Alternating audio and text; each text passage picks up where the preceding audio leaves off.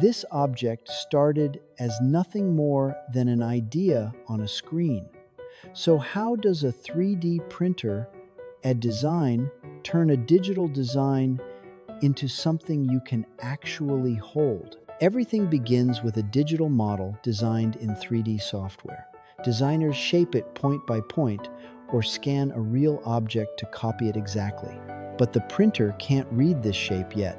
First, it has to be sliced. Slicing software cuts the model into hundreds of paper-thin horizontal layers.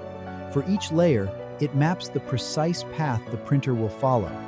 This becomes a set of instructions the machine understands, and now it can build. Now the main parts work together. Filament feeds into a heated nozzle that melts it. The nozzle moves precisely, drawing one layer at a time. Layer by layer, from the bottom up, a flat outline grows into a solid 3D shape.